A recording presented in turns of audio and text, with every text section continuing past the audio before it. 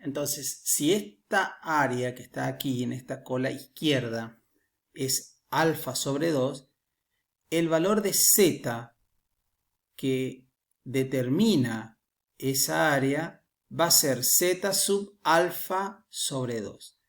En cambio, este otro valor de z, si ustedes consideran todo el área izquierda, o sea, el 1 menos alfa más el alfa sobre 2, ese valor de z cubre un área igual a 1 menos alfa sobre 2. Es decir, 1, que es el área de la curva, menos este pedacito.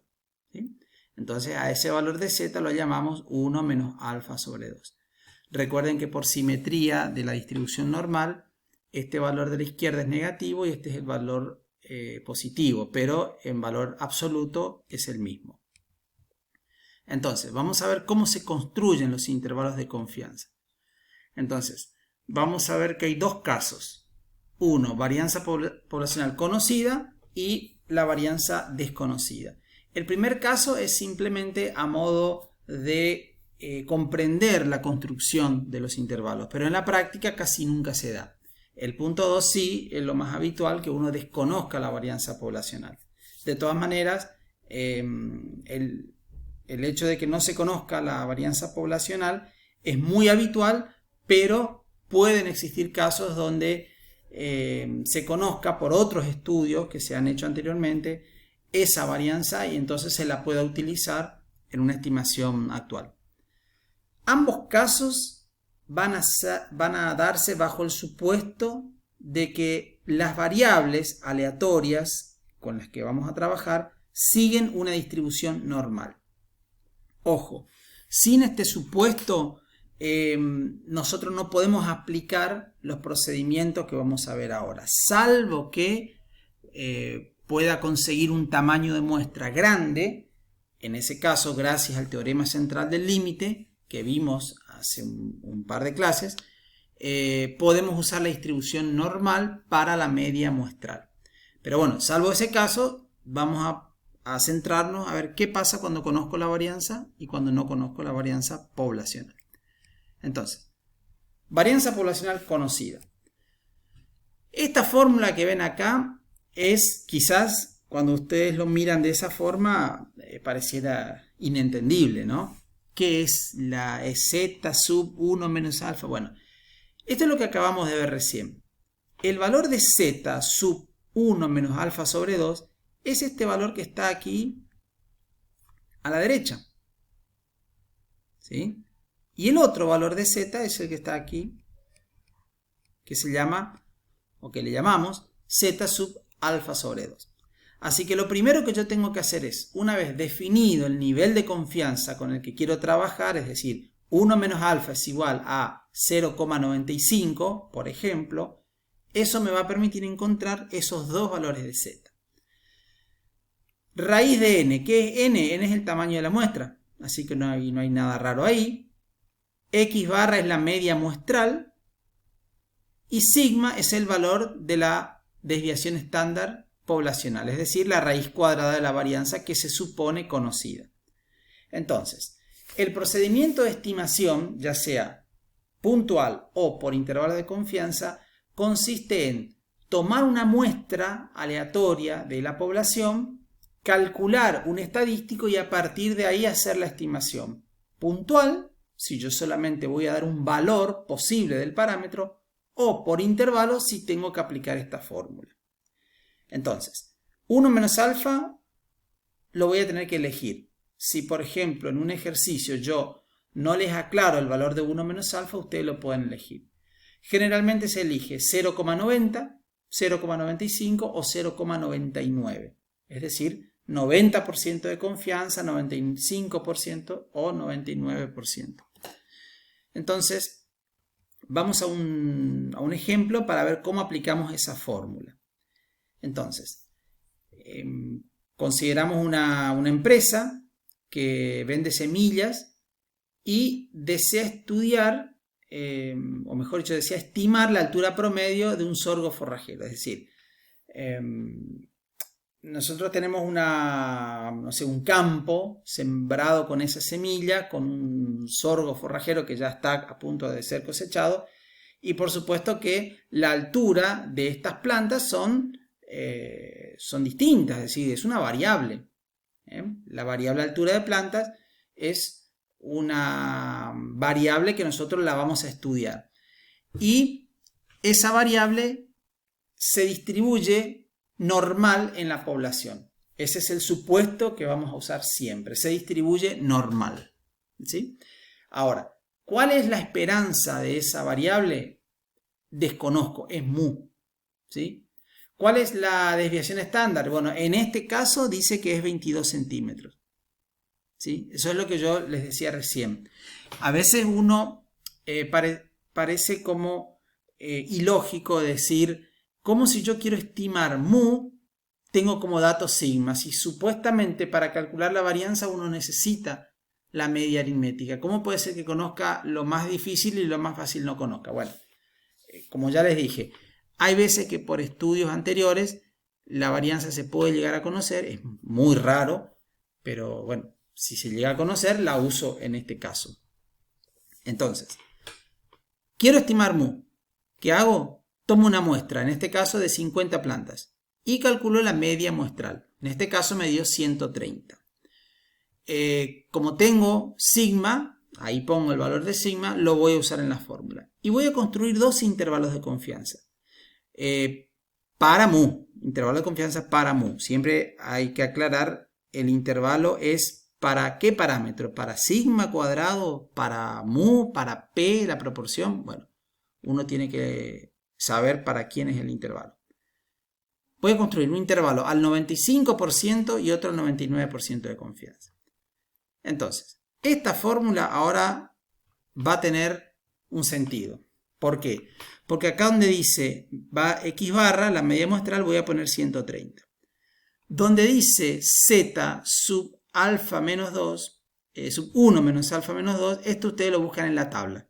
Es decir, busquen el valor de z que cumpla con la condición que les mostré hace un rato, donde en el medio aparezca un área de 0,95. ¿Sí? Bueno, eso ya lo hicimos, lo hicieron en los prácticos, así que eso no debería ser problema. Ese valor de z y este valor de z, como les dije, tienen el mismo valor absoluto, pero uno va a ser positivo, el otro va a ser negativo.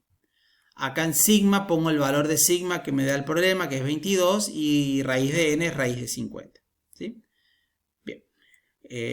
Resuelvo y obtengo este intervalo de confianza. 123,95, 136,05.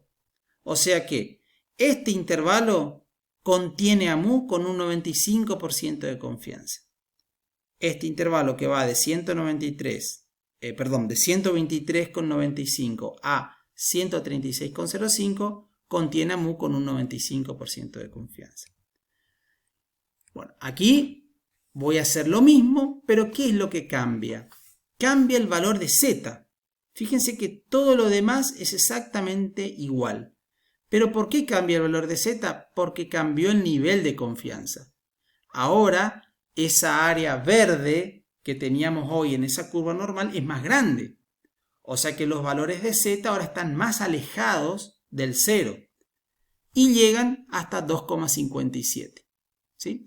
Este es el valor de z, o sea, el valor de z negativo, el valor de z positivo, que cubren un área de 0,99. Operando, me queda este nuevo intervalo de confianza. ¿Sí? Entonces decimos que con un 99% de confianza podemos afirmar que el intervalo que va de 121,98 a 138,01 contiene al verdadero valor del parámetro. Entonces vamos a comparar. Vamos a considerar la amplitud del intervalo como la diferencia entre los límites. En el caso del primer intervalo, esa diferencia me da 12,01. El segundo intervalo, que tiene mayor nivel de confianza, la amplitud es de 16,03. ¿Qué podemos concluir a partir de esta comparación? Que cuando mayor es el nivel de confianza, mayor va a ser la amplitud del intervalo. ¿Y eso es bueno o es malo? Es decir, que un intervalo tenga una amplitud muy grande, lo que me está diciendo es que no tiene mucha precisión. A ver, imagínense que yo quiero estimar la temperatura de este momento. Entonces yo digo, a mí me parece que la temperatura en este momento está entre 0 y 100 grados. Y estoy casi seguro que ese intervalo va a contener al verdadero valor de la temperatura. Nadie puede desconfiar de esa información. Ahora, ¿qué precisión tengo? Y es muy baja la precisión. Obviamente que entre 0 y 100 va a estar la temperatura en este momento. Ahora, si yo dijera, me parece que la temperatura está entre 19 y 22 grados, bueno, ahí ya tengo más precisión. Bueno, fíjense, el primer intervalo tiene más precisión que el segundo, ¿sí? Pero tiene menos nivel de confianza. Entonces, ustedes pueden aquí comparar cómo se relaciona la amplitud del intervalo, que lo vamos a considerar como la precisión, con el nivel de confianza. ¿Quiero más precisión o más confianza? Esa va a ser la decisión que vamos a tomar permanentemente en este tema. Ahora vamos a ver qué pasa si sigma cuadrado es desconocida, es decir, el caso más real. La diferencia que van a encontrar aquí es la siguiente. Como no tengo sigma, voy a usar su estimador, y su estimador es la S, es decir, el desvío estándar muestral. Es ese desvío estándar que se calcula con el denominador n-1 que vimos en clases anteriores. Esa es una diferencia. Y la otra diferencia es que en vez de usar el estadístico Z, uso el estadístico T. O sea que el hecho de reemplazar la S en lugar de la sigma cambia la distribución que tengo que utilizar para encontrar el intervalo de confianza. De una Z pasamos a una T. Y esa distribución T tiene n-1 grado de libertad. En este caso hemos tomado, creo que, una muestra de tamaño, de tamaño 50, por lo tanto deberíamos tener 49 grados de libertad. Entonces, vamos a ver. Con este otro ejemplo, vean que tengo una muestra de 49 bolsas. Quiero estimar el contenido promedio, el contenido vitamínico promedio de un alimento balanceado y tomo una muestra de 49 bolsas. Saco el promedio de esa muestra y me da 12 miligramos. Y la desviación estándar me da 2. Hasta ahí no hay nada raro porque todo lo que saco lo saco de la muestra. No estoy haciendo ninguna suposición, salvo la que ya dijimos de un comienzo, que el contenido vitamínico es una variable que se distribuye normal, ¿sí? Entonces vamos a construir un intervalo de confianza al 95%. Bien, esa distribución que ven allí es la distribución T, con 48 grados de libertad. Es n-1, 49 menos 1. Esta es la distribución T con 48 grados de libertad. Fíjense que se parece mucho a la normal. Más adelante vamos a ver que si el tamaño de muestra es grande, 49 es un tamaño grande. Pero si uno sigue aumentando el tamaño de la muestra, usar esta distribución o la normal es exactamente lo mismo. Entonces, vamos a ver de nuevo. Nivel de confianza es 0,95. El valor de T con 48 grados de libertad que cubre un área de 0,975 es ese que está allí. Es decir, toda esta área es 0,95.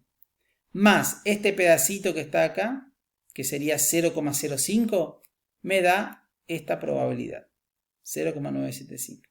Ese valor de T es 2,01 y lo vamos a usar en la fórmula.